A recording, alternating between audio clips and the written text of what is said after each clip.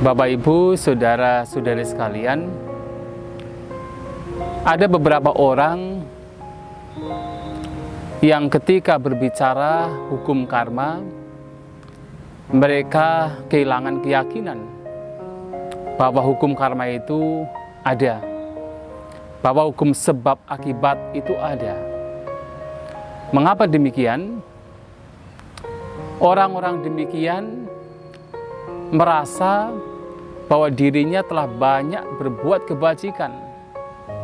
Tetapi walaupun banyak berbuat kebajikan, masih banyak musibah, masih banyak hal yang tidak menguntungkan datang kepada mereka. Mereka telah banyak berbuat kebajikan seperti membantu panti asuhan, membantu panti jompo, membantu wihara. Tetapi dalam realitasnya mereka juga masih menghadapi banyak masalah. Kehilangan orang-orang yang mereka cintai, bisnis mereka hancur, atau mereka dikucilkan oleh masyarakat, oleh teman-teman. Dan karena hal itu, mereka berpikir bahwa hukum karma itu tidak ada.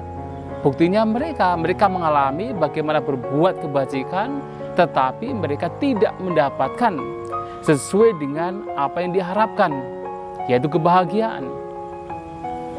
Perlu kita ingat Bapak, Ibu, saudara-saudari sekalian, bahwasanya walaupun kita sudah banyak berbuat kebajikan, bukan berarti apa yang kita lakukan itu harus berbuah saat ini. Ada banyak alasan mengapa kita sudah melakukan kebajikan tetapi kita masih mendapatkan hal yang tidak menyenangkan.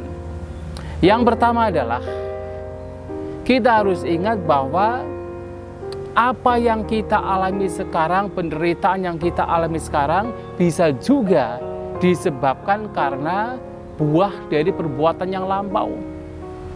Buah perbuatan yang lampau sekarang sedang kita mendapatkan, kita sedang menikmati buah perbuatan yang tidak baik yang kita lakukan pada masa yang lampau.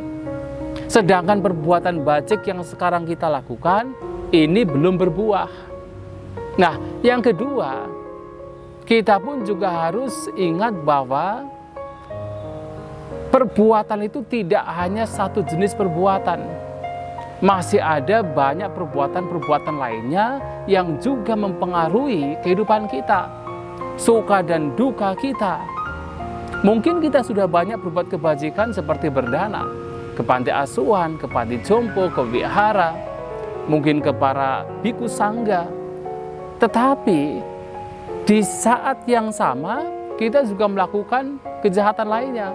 Misalnya apa? Kita masih suka membunuh, kita masih suka mengambil apa yang tidak diberikan, kita masih suka berbohong, kita masih suka gosip, kita masih suka memfitnah. Nah, perbuatan-perbuatan jahat seperti itu juga akan berbuah pada kita. Kita banyak berbuat kebajikan, tetapi kalau ucapan kita tidak kita jaga, orang-orang juga akan mengucilkan kita. Orang-orang akan berkata kasar terhadap kita. Ini yang kedua. Yang ketiga, juga perlu diingat bahwa perbuatan atau karma itu bukan satu-satunya penyebab yang menyebabkan kita berbahagia atau kita menderita. Ada sebab-sebab lainnya yang juga bisa menimbulkan suka dan duka kita. Misalnya apa? Dalam salah satu khutbah, Sang Buddha mengatakan bahwa ada perumpamaan segenggam garam yang dilempar ke sungai Gangga dan segenggam garam yang dilempar ke satu mangkok air. Nah, segenggam garam ini ketika dilempar ke satu mangkok air, airnya menjadi asin sekali. Tetapi garam yang sama dilempar ke sungai, apalagi sungai Gangga yang begitu luas di India, itu tidak akan memberikan efek. Nah, demikian pula buah perbuatan yang sama akan dirasakan oleh dua orang yang berbeda dengan rasa yang berbeda. Nah, seseorang yang batinnya tidak berkembang mendapatkan buah perbuatan tertentu, dia akan menderita sekali.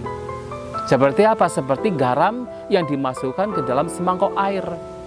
Tetapi buah yang sama dirasakan oleh orang yang batinnya berkembang, dia tidak akan merasakan menderita. Dia tidak akan menderita. Nah, sehingga di sini ketika batin kita dikembangkan, buah perbuatan buruk yang sama yang mungkin bagi orang tertentu akan menimbulkan penderitaan, tetapi bagi kita tidak begitu menderita.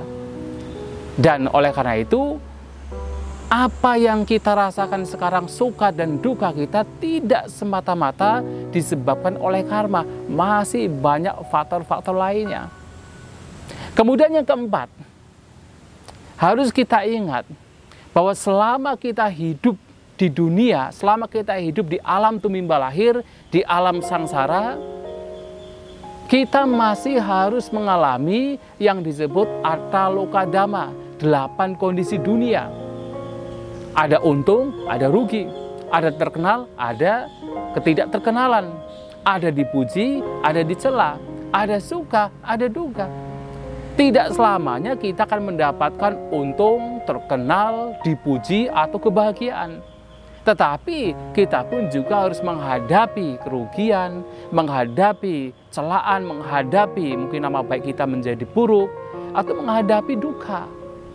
Jangankan kita, Sang Buddha sendiri sebagai seorang manusia agung yang sudah betul-betul sempurna dalam tindak tanduk, sempurna dalam kebajikan, dalam pengetahuan, dalam kebijaksanaan, beliau juga masih harus mendapatkan celaan, mendapatkan fitnah dari orang lain. Maka selama kita masih hidup di alam tumimba lahir, hal-hal yang buruk akan datang pada kita.